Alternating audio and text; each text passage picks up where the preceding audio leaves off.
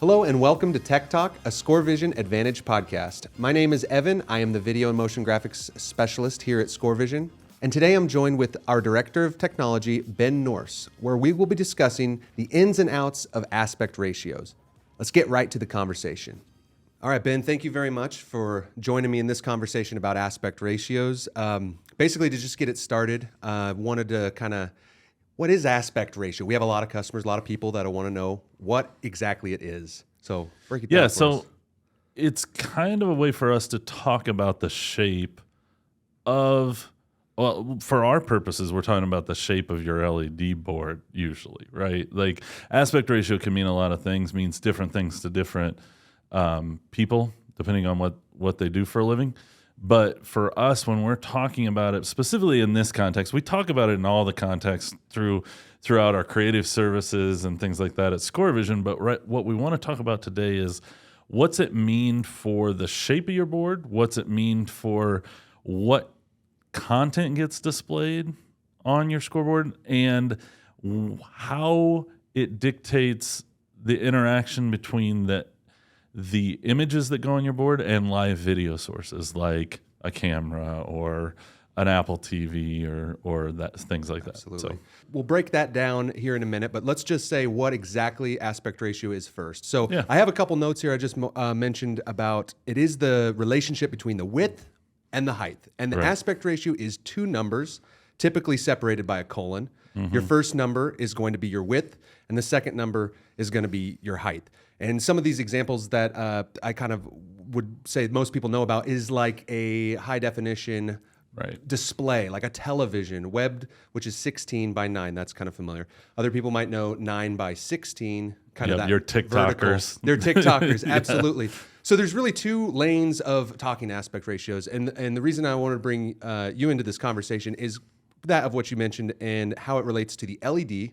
Right. And what's really relevant to not only our customers, but also to the installers, the administrators, and also the students that are going to be making some of the content and how its relationship, it all ties into the board. Right. So let's get into kind of a little bit more of what exactly consists of the information in the aspect ratio in regards to the pixel pitch, things like that. Yeah. So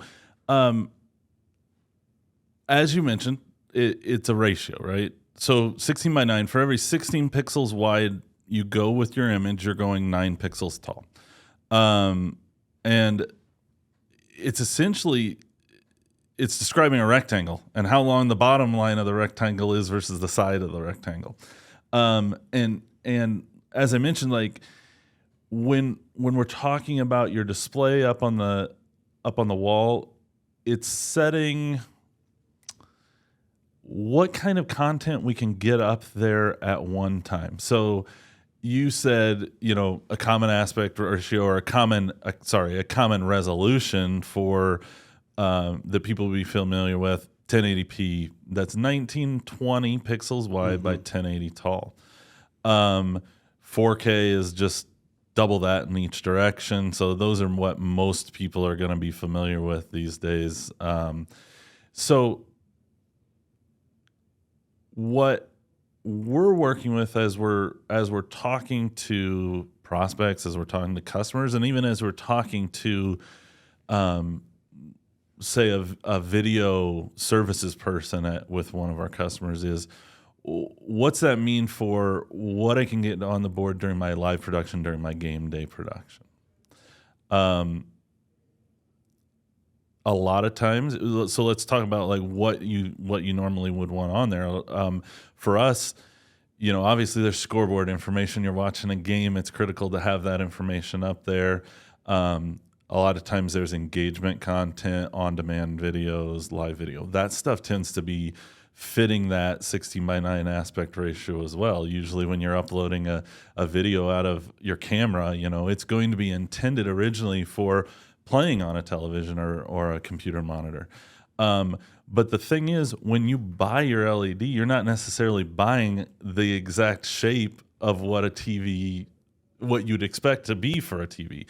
And so that camera is outputting a rectangle that's, about 2 times as wide as it is tall, but you might have bought a board that's more square. So then when you go to put that image up there, you've got a few options. You can just put it up as is, and in that case, you're typically going to either have scoreboard content showing in that extra area, or you're going to have bars, letterboxing, pillar boxing, things like that.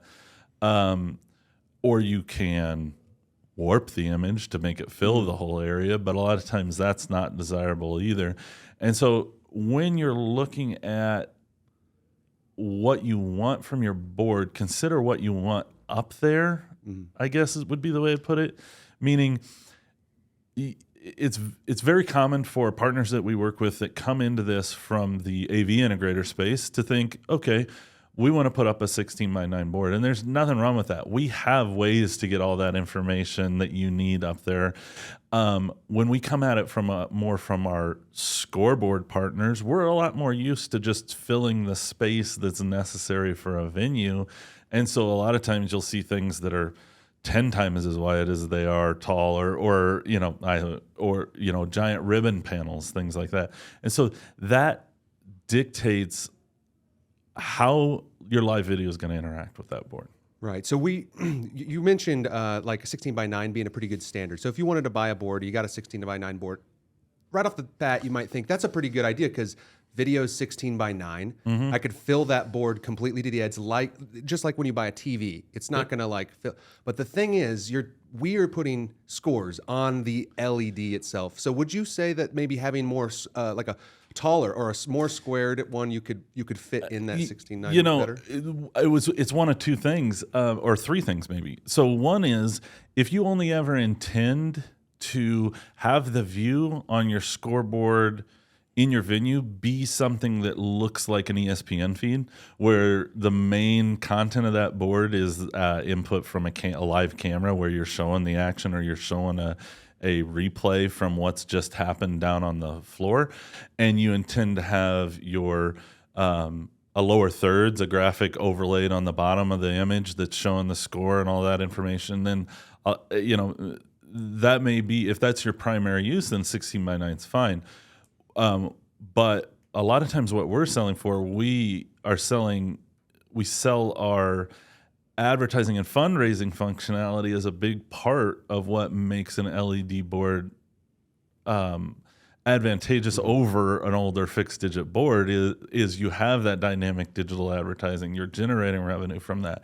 And in that case, you need some real estate on the board during the game, because that's what your advertisers are going to pay for. And so a lot of times it becomes advantageous to have something that's slightly taller or even wider. We can do all sorts of advertising. There's different formats. You can do a column, a pillar style ad. So just having extra real estate beyond the exact 16:9 can tend to be an advantage. It adds some versatility. How is that real estate on the board allocated? How do we at ScoreVision really say, this is a good layout for what we're trying to do? And can you talk about kind of our layouts and absolutely. how that applies? So we think a lot about readability. So there's some academic studies. There's also some work we've just done ourselves. I mean, at this point, we have enough different venues with enough different size displays that we know kind of what works. And so one of the things we think about is readability. The clock's always got to be readable. The score's always got to be readable. Coach always has to know how many timeouts he's got remaining. And so readability on the actual scoreboard elements is a huge thing for us. And then one other thing that comes into play a lot from a graphics or from a visual perspective is you mentioned, I think, the pitch of the board or how fine the pixels are. So pitch is a way to just talk about individual pixels. So the individual, in this case, on your monitor, it's a little more complicated, but it's really straightforward in LED. Is typically a pixel in LED is a combination of a red, green, and blue light that makes up one element of the image, and the pitch of the board is how many millimeters there are between each one of those, each one of those trios, I will say. the coarser the pitch, I would say, so the bigger that number is, the farther apart the pixels are, then when we go to design the boards, we need to make sure that we have heavier weight lines on it, meaning if you go on your computer and design a line that's 1 pixel wide, but when the LED hardware has to interpret that onto the board, it doesn't know whether to draw it how to draw it halfway between. You get into this situation where one line has to be represented either to one side or the other of the blank space in between pixels. And so we try and avoid that during our design process. And so that can have an effect. The combination of the physical size of your board, the pixel size of your board, and the pixel pitch of your board can have a lot of effect on how to effectively design content for your display. So a pixel that we're probably most familiar with on a monitor, it's like a digital image pixel, and they are squares that are put 1 to 1. They're right up next to each other. Yeah, and just to put this in perspective, the old school standard, before we started getting things like Apple's Retina display and high DPI screens, and we started moving into the 4K world, was the old web standard was 72 pixels in an inch. Now, I'm not good enough at math in my head to figure out what that translates to, but a pretty typical pitch for a indoor LED right now might be 4 millimeters between each pixel. So what is it? Yeah. So there's some math that has to be done in that. And when you were saying it's quick math is tough. So how do you, how do we figure out how to make a good quality digital image translated into a LED pixel, and what's the conversions and calculations like on that end? Yeah, so I mean, some of this happens at the customer side, right? And a lot of that's just trial and error. When you're designing on-demand content for your board, or if you're designing a wrapper or whatever, it's a pretty quick feedback loop. We're working on some more tools to make it even easier so that you don't actually have to be in your gym to see it.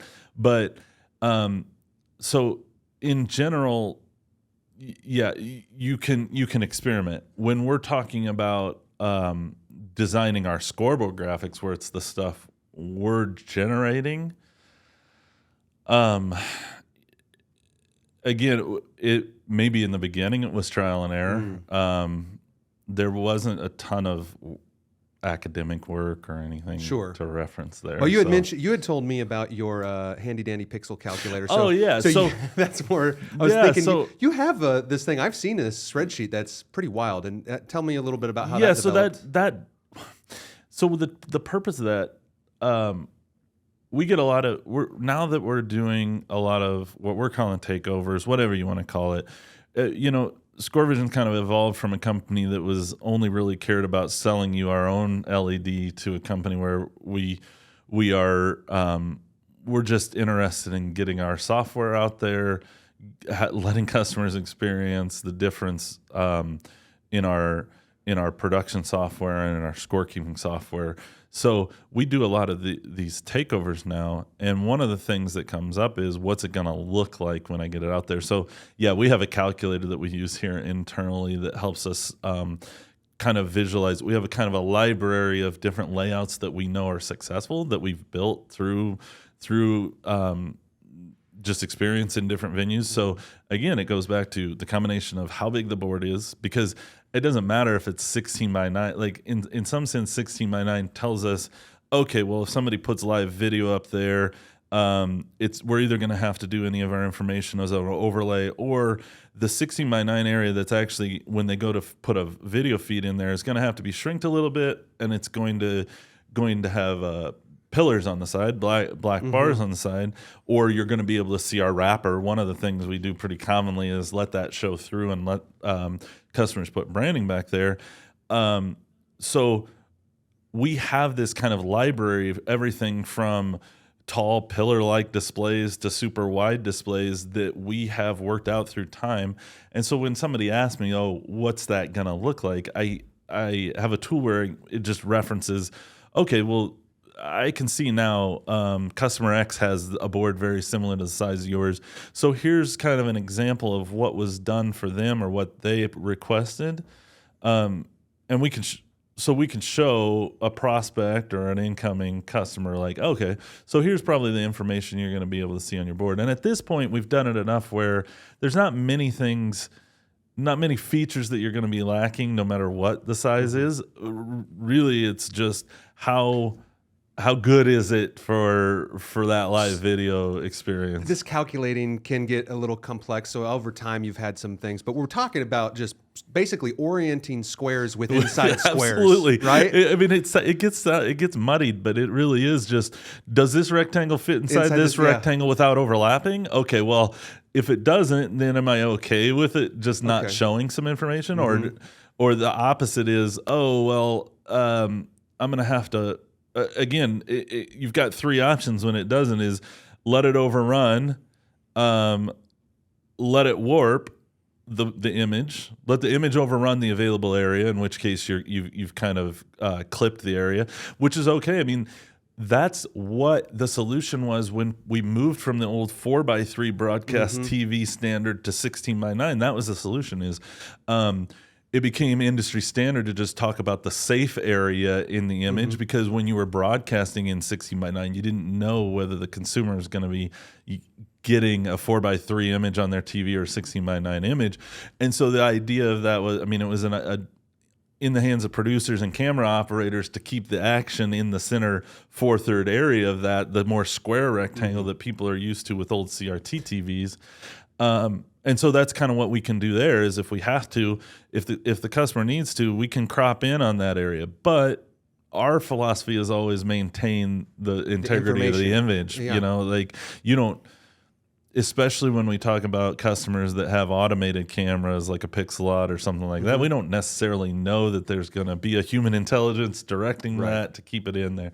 And so you can crop it. The other is to warp it, right? And I think we've all kind of seen that, where, I don't know, if you go to a concert or whatever, the image that they're trying to put in there, say you've got a board that's 4 times as wide, right, as it is tall. 16:9 is pretty close to twice as wide. Right. So you can make that 16:9 video fill that area. Like, you can warp that, but what it's going to do is make you twice as fat, right? Like, or twice as skinny if you go the other way. So it's basically how is your image? So your image is distorted or not? Like you said, there's 3. I had written down 3 in my notes, where it's like, so the image either completely fills the screen with the width and height, but it's distorted to stretch. So the sides or the top down is stretched. The image is stretched. The image completely fills this display. It's not distorted, but the image is cut off on the left or right, correct? And the last one being image fills the screen. It's not distorted, but parts of the display are going to be unused black. And I think one thing I've realized is very similar to that, maybe regular people might not know, is that when you watch a movie, cinema film, sometimes you watch it and there's a black bar on the bottom, top and the bottom. That's because they're showing it to you in its original aspect ratio of maybe 17:9 or whatever, and it doesn't fit in your TV. So even digitally, there's a difference between, like, what you're talking about. A lot of times happens because of the difference of traditional film versus digital formats. Since we've moved a lot to digital projectors, or even but even on digital screens, there's a cinema 4K resolution that is wider. Technically wider than the 3840 that most 4K TVs are, and then you get that bar even on your Blu-rays or streaming from Netflix sometimes. So. Totally random, but I started to think, with a sphere in Las Vegas, what kind of aspect ratio do we have for that sphere? Yeah, that's always been a curiosity here. Any of the guys that know anything about LED look at that thing, and it's mind-boggling. That thing is amazing. Talking a little bit about this, I wanted to touch base on, so how these images are actually displayed is through LED processors and scalers. Can you briefly kind of say what we've been talking about and how those devices kind of relate? Absolutely. So, and this is... when we bring on new people here, when we bring on new customers, we do a little bit of this education, and I'd like to continue to do more of it. This is kind of part of it. But when you've got an image for an LED, we talked a little bit about what the aspect or what the resolutions are that most people are familiar with. Let's just talk about traditional HD TV, 1920 by 1080. Let's just talk about that. That's a lot of pixels. 2.3 million pixels, I think. And the reason that fits on your wall is because those pixels are so close together. Go back to that, like I think I mentioned 72 pixels per inch back in the day. Well, it's much denser than that now, but that's how you get like a 70-inch TV at 4K. You know, when you move on to an LED board, the width and height are typically going to be much smaller. Now, we are with indoor LED approaching fine enough pixel pitch that, say, I think at a 4 millimeter pixel pitch, 1920 by 1080, something like 24 feet wide by 12 feet tall, in that range, you know. And so there are definitely boards that are doing that, and we've moved into the 4K range. There's affordability in that too. Yeah, right? Absolutely. But the point being, you're never going to be, aside from, if you want to exactly match that 1920 by 1080, then there's only one physical size that actually matches that for a given pitch of LED, right? Well, that doesn't always match your space. Right. And when you talk about outdoor, you don't need that many pixels, because you're going from 4 millimeter to 10 millimeter a lot of times. And so we need a way to take that full screen image, 1920 by 1080 image from your camera, and get it to fit in a board that might only be, say, I'll just say 500 by 250, right? So it's much smaller. Now you might notice that's a 2x1. 500 by 250 is 2x1. Well, sure. 16 by 9 isn't exactly 2x1. Right. So then you're into that territory where you're talking about, now it's going to be small, but you're talking about clipping it, warping it, or putting bars up, right?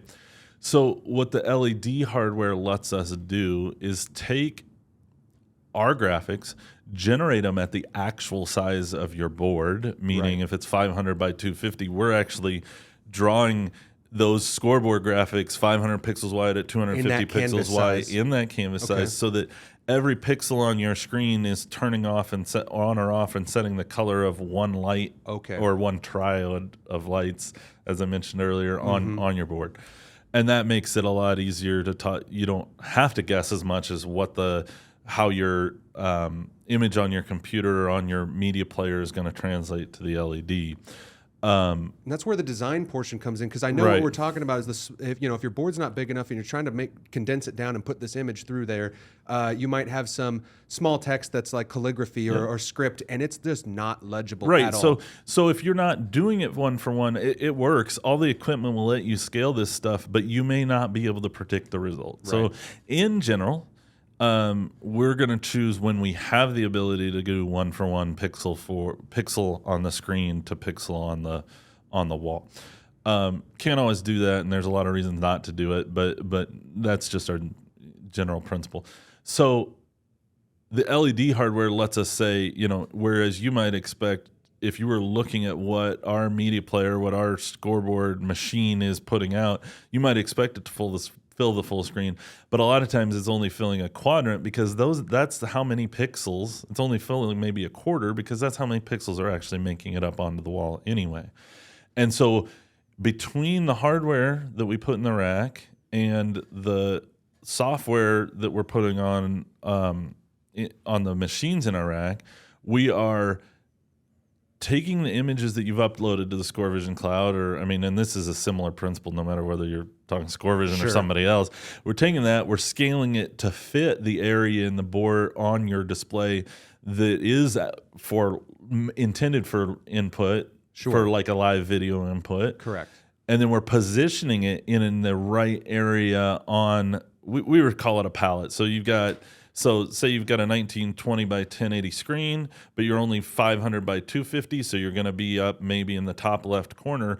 The LED hardware lets you select that top left corner and fill that into the wall, and then our software takes say a live camera image. So imagine you have score information down the left side and ad across the bottom.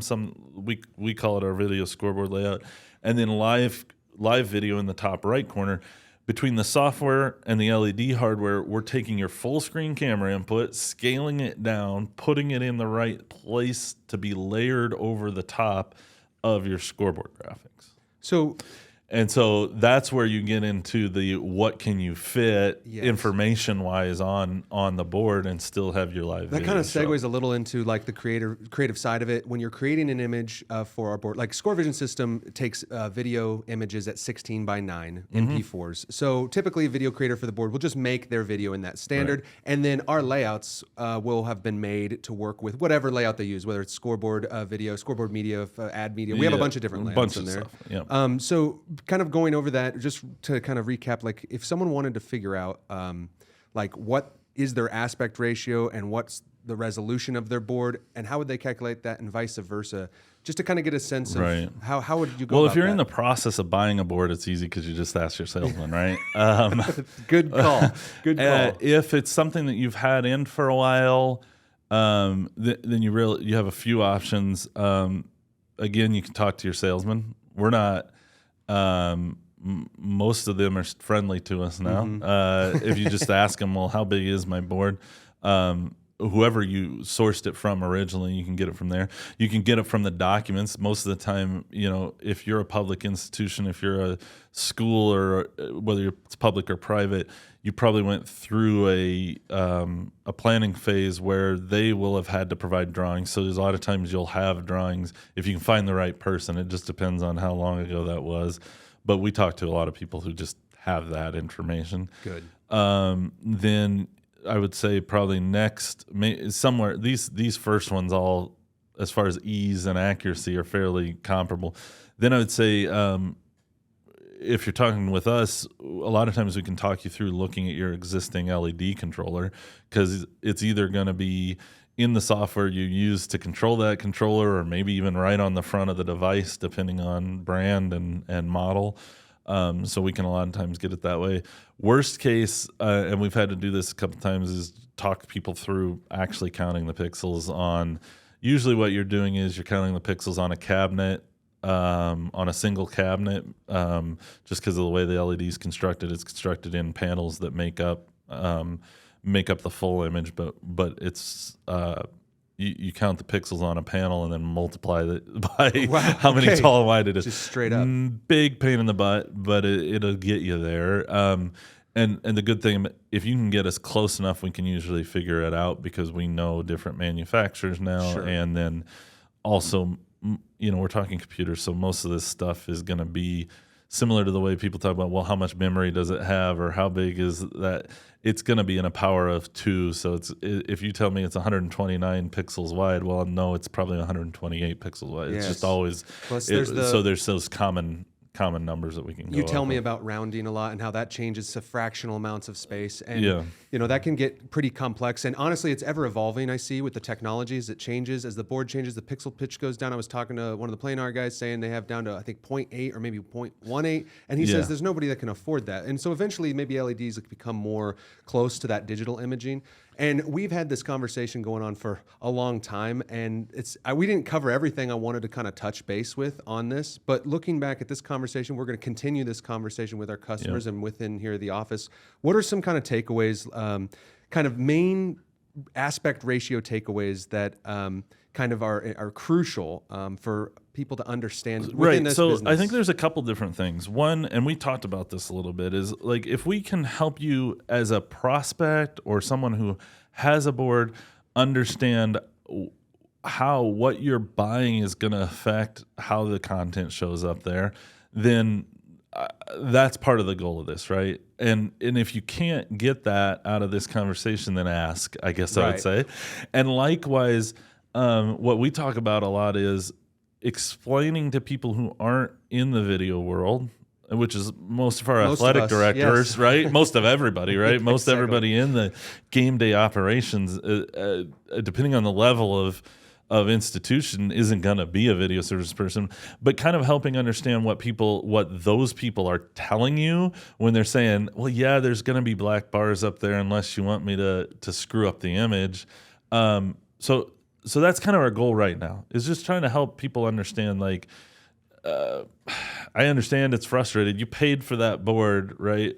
But in order to fill it, there's going to have to be some compromise in a lot of situations. And we talked about them. It's warp it, black bars, or crop it. Correct. And we can help you figure that out. And for different uses, the answer might be different each time. Absolutely. So I guess that if we can get one takeaway out of there, help increase harmony across the athletic departments. And I've learned through this whole process, doing this and talking to you about this conversation, no one LED is created equal. They all seem to be very vastly different in terms of how you calculate some of this stuff. And you guys are professionals. They don't need to leave it to themselves to figure out all this stuff. We're there to help you. ScoreVision will always be there to support you and optimize kind of your stuff. Well, I know there's so much more that I want to talk about. In fact, maybe this warrants a part 2. This might become a series. We could probably have a separate podcast just about this. Maybe not just aspect ratios, but these deep dive technical subjects. And I hope that there's some value out of this. I understand that it can feel like a rabbit hole pretty quick. But absolutely. And I'm glad to have this conversation with you as I fill in for Ashley. But I hope that we can continue to do some more like this. So absolutely, we'll bring them to the people and do some more tech talk. Thanks for joining us, and thanks for talking with me, Ben. Thanks, Evan. Appreciate it. Bye-bye.